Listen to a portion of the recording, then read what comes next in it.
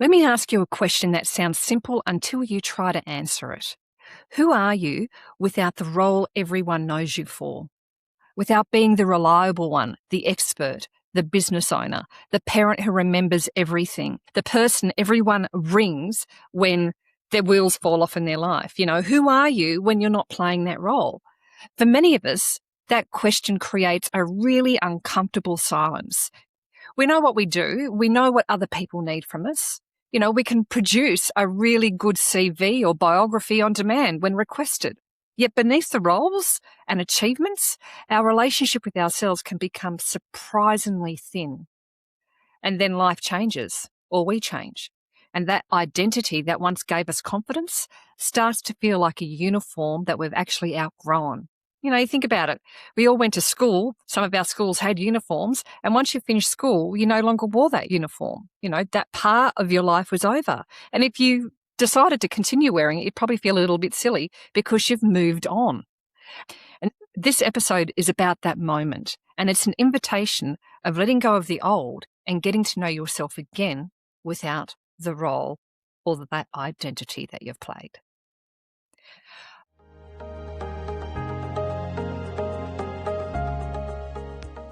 Welcome to the Art of Beautiful Thinking.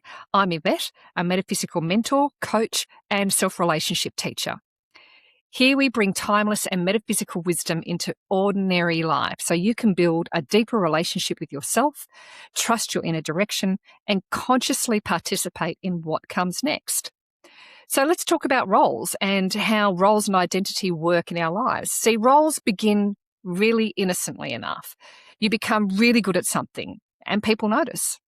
They start to rely on you, the behavior is rewarded. So you repeat that over and over again. Like if you think about it, the helpful child becomes that dependable adult. The high performer becomes the leader who never switches off. And the person praised for coping stops letting anyone see what happens when they can't actually cope. And soon that role is not simply something you do. It becomes the basis on which you understand your value in life. And this is how identity can actually harden over time, not because we're being foolish, but because the pattern that we've used in that role has worked and continues to work. So you continue playing it. Being capable can bring opportunity into your life. Being agreeable may protect connections in your life. Staying in control may reduce uncertainty. And, there was usually a really good reason for becoming this person. As I said, you got some form of results from it. So the difficulty comes later when life asks something new of you, and that old identity refuses to update its job description. And you just want it gone, and you keep falling into the patterns. For instance, you want support, but keep proving you don't need it. You want freedom, but continue making yourself indispensable. You want more meaningful work, yet you feel every available hour maintaining everybody else and not yourself. And then you wonder why nothing changes in your life. And look, this isn't criticism. It's just a clue. And if I think about a time in my life, because we've all had this experience, we all play roles, we all identify ourselves with these particular roles. And I know for myself, if I look at when I was in my corporate career, I built a fairly successful career there. I started playing a particular role, and in that role, I was identified with certain skills of that role. And even though I'd been in that role for, say, 10 plus years, and during that time I had evolved, I had gained a lot of skills, my leadership skills had developed and things like that. But I was starting to feel within me that I was no longer that role, that I'd outgrown it. I had matured as a person. I had matured within my skill set. I had outgrown that space. Yet I was so scared to move on because I had identified myself with that particular role. Even though part of us, part of our life, is to actually evolve and grow and move and to be able to fully express ourselves in this lifetime. Now, it's funny how, with that particular role, I did, after a period of time, realize that I didn't want to be there anymore and that it was time to move on. And what happens though is we usually wait till the pain becomes, more than we can possibly handle, and we just go, we can't do this anymore. You've got to move on.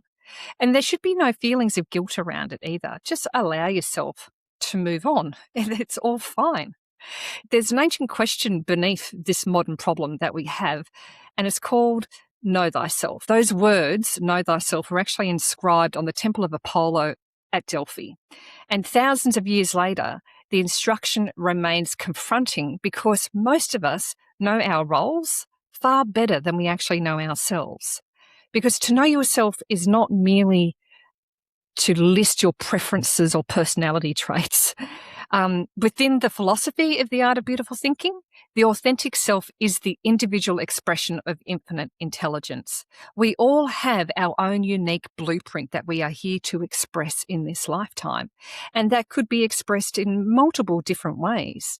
But it's up to you to connect to that and to really start to understand who you are at the core. The likelihood is you have these deep desires within you, and desires are part of that blueprint. And if you were to follow through with that desire, think how different your life would be. And usually we don't follow through with it because we're concerned about what other people think. We've built, as I said, a particular career path. We play a particular role, and we really can't see ourselves not in that space. So we play small and we push that desire down. Yet, if you allowed that desire to come up, and if you were fed that desire and gave it nourishment, just imagine for a second how different your life would be, because that is your blueprint. That creative intelligence expresses through every life, but it doesn't express it identically through every person because of that blueprint. We all have a unique blueprint. It takes individual form through your particular values, your gifts, your insight, imagination, and, as I said, that authentic desire. It's like your own individual blueprint, as I mentioned. Now, this deeper self isn't another role to perform, nor is it a preferred version of your personality who never gets cross or never has doubts, and doesn't fear anything. By no means. It's not that at all. It's the deepest source of direction within you.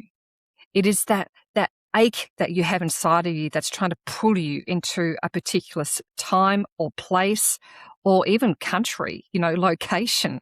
You get these deep, deep urges and desires to go and accomplish a particular thing. Your conscious mind and ego have a really important job in all of this. And part of that is to interpret it, decide, like choose, plan, and then act on it. And the problems arise when that identity structure that I spoke about that we take on assumes that it's the whole of you. And it begins leading exclusively from a place of fear, from a place of habit, or what's expected of you externally. So as an example, that role identity says, this is who I have always been. But your authentic self would actually ask you, what's seeking expression now? What is it that I truly desire? So there is an empty space between these identities. And outgrowing an identity really feels clean and inspiring because a lot of the times we end up grieving and letting go of when we let go of that identity. We go through a grieving process. And more often, it usually does feel really confusing because you really know the old way and you know that role and you play it so well, but you also know that it's no longer right for you. But the new direction, it's new. It hasn't fully formed yet. And that future may look a bit foggy. Your motivation can drop as well. And things you once tolerate become really bloody irritating. And this in-between space can tempt you to force an answer. You want to try to control it, to try to control the situation, the event, or the circumstances. Because, us humans, let's face it, we're not especially fond of uncertainty. Give us a 5-step plan, a fresh spreadsheet, or a deadline, and we feel way better because we feel we can move towards something. But unfortunately, the deeper self, your authentic self, doesn't always present its guidance as a completed project schedule. It comes in hunches, insights, that gnawing feeling in the gut. It may begin as a reoccurring thought. a quiet longing, as I mentioned, that deep gnawing within inside of you, an interest in something that you can't quite explain, a growing resistance to continuing in precisely the same way. And that was what happened to me when I was in that corporate role. I had this growing resistance within me that I could no longer continue in that way, but I had no idea what that next step looked like. So I just kind of went, okay, well, let's take a step back and reevaluate and think, well, what is it? Let's look at my desires. What is it that I would really like in this lifetime with the years that I have left? What is it that I want to accomplish? What do I want to give back? And then after I figured that out, I kind of went, okay, so what is it that I need to develop within myself to start stepping in that direction? Do I need new skills? Do I need to get educated? Can I just go buy a book and read up on something and just slightly educate myself that way? Do I need to build confidence? How do I go about doing that? So it's really about, sussing out what that next step looks like through being in that space in between. And it doesn't mean that every impulse you get is an instruction to do something. Sometimes it's just about learning to listen and to start trusting. So when that inner nudge is asking you for more, you won't ignore it simply because it's not yet practical, okay? Look at what you can do next. Just start baby steps, one step at a time. Because with that clarity, that's what develops through that self-relationship. When you start to listen, when you observe, and you test what remains true. Then you participate, then you take the action. And if I think of when I left, as I said, when I left the corporate world and I wanted to step into the space that I'm currently in, I took a good probably 6 months figuring out what that looked like and also figuring out what it would be. So I got in contact with certain people who knew me in the corporate world, as well as friends and even acquaintances. And I sent them 5 questions. I'm not going to cover those questions right now, but these were just questions asking them a little bit about why they came to me. Did they come to me for advice? What type of advice was it, etc. And the answers that they came back with helped me really understand the common denominator across all of that, which was I was really good at mentoring and coaching people. And I did that naturally. And I thought, okay, well, this is really interesting. What else can I do here? What do I need to do? Now, I already had a coaching cert nationally. I thought, okay, well, let's turn it into an international coaching cert, get that training up again, start building that confidence in that space again, and start offering free coaching to people I know just so I could get that skill set happening. And I did that over a period of from that 6-month period to another 12 months after that. And then I stepped into the space totally. So it doesn't have to be something that you do straight away in 24 hours, tomorrow I'm changing a path. You work on it, you build towards it, you take a step at a time, And the beauty of doing that is because one reason a role can be so hard to loosen is that other people or your environment continue to reward it. But if you're building on the new skill or developing or educating yourself, evolving within yourself, then it's a lot easier to walk away. And people around you can actually see that change. They'll appreciate your competence, the availability or the willingness to step into that role, and they'll praise you for being genuine. Now, the thing about staying in a role is you can still get that as well. You can still get the competence being validated, because you've been in that space for such a long time and people know you for it. But it's understanding that you've got to do what makes your heart sing and you've got to follow your truth. Now, there's no judgment about what belongs to a more conscious relationship with yourself, whether that is the old or the you. So knowing yourself means becoming able to hear what's true beneath all of that validation and all of the expectation of you and the habits that you have built around the roles. It means recognizing that even though you may appreciate it, you can also appreciate that it doesn't create a lifelong obligation to remain unchanged. You can honor that chapter without living in it forever. We are meant to evolve and allow our blueprint to flourish and express itself. So what does that look like for you? Take that step back, have a little bit of a reflection, because there, as I said, there is a space between the old role and what that new role can look like. And that's when you start to loosen that identity of the old role. And usually we have that temptation to fill that space immediately. But seriously, take your time with it. Just be in that in-between stage. We usually look at it and go, we want that new title, the new plan, or the fully articulated purpose, anything to really avoid feeling undefined. But it's important to take a step back in this interval and allow it to reveal whether you can remain in relationship with yourself when there is nothing obvious to perform, no role to fill. Can you listen without demanding an instant answer? Can you recognize desire without converting it into another obligation? Can you allow a direction to become clearer before announcing it to half the internet and ordering the matching stationery?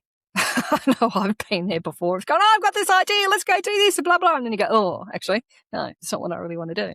So it's really important, and it's an important opportunity to rebuild that relationship with self through attention, through honesty, and trust, because that's when you're going to get that really clear direction of what steps to take next.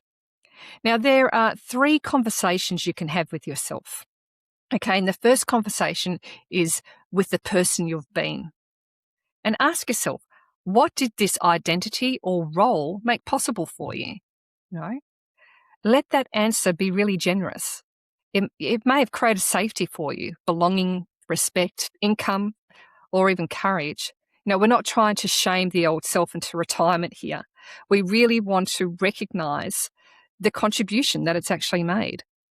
And the second conversation concerns the present moment, okay? So where has this identity in the present become performance? Like, who am I performing for?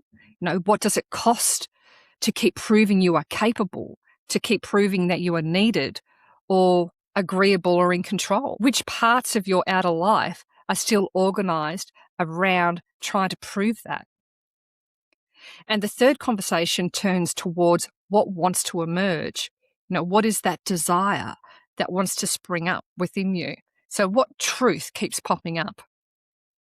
What are you drawn towards when no one is actually watching you? Which desire feels deeper than novelty and remains after the mood has passed? That's the thing seeking expression, because we can have ideas, and we have ideas all the time, but desire is very different than an idea. Desire is stronger. It's a pulling, it's an urge, and you just know you've got to do it because you won't be satisfied unless you do. And when you don't do it, when you ignore it, you just feel this emptiness inside of you. You can start getting agitated, as I said before. You just start feeling, ooh, I've really got to get moving in this direction. And if it's strong enough, it'll push past the fear as well. But don't rush to turn the answer into a 5-year plan, okay? For now, let's just work with the recognition and start to build that self-relationship again. Notice with these answers of yours, which ones feel like performance and which carries a quieter sense of truth, okay? Now, there is a difference between abandoning who you were and releasing the requirement to remain the same. You're not trying to turn your back on the person that you were. What you're doing is realizing that this is no longer who you are, and the role has had its time, and it's had its time in the limelight, and now it's time for a new identity to emerge in the limelight. And the identity that made you successful is not the enemy by any means. That was formed through a life of expression for a particular time in your life. It brought you to where you are now. But now, infinite intelligence may be seeking a different expression through you, one with more truth, more freedom, greater contribution, just simply more room to breathe. And the likelihood is it's going to use what you have done in the past as a springboard to the new direction of where you want to go. And you don't have to know the entire future today. Begin with the new relationship with self. Listen honestly. Let yourself be known by you before deciding what everybody else needs to see or what everybody else wants you to do. Now, in the next and final episode of this particular sequence, we're going to explore what happens when that deeper self begins seeking a new expression and how to tell authentic direction from exhaustion, fear, or escape. Now, if today has helped you recognize something in yourself, the Authentic Life Blueprint Workbook gives you a structured place to begin unpacking the beliefs, patterns, values, and choices shaping your life. And if this has brought an immediate decision or transition into focus and you would value individual insight, you can also book a clarity reset session with me. And what we'll do there is we'll step back from the noise, explore what's happening beneath the surface, and identify the clearest next step that's available to you. So the blueprint offers a structured self-guidance, and the clarity reset offers you focused one-to-one support when clarity feels difficult to reach alone. And you'll find the links to both of them in the episode description.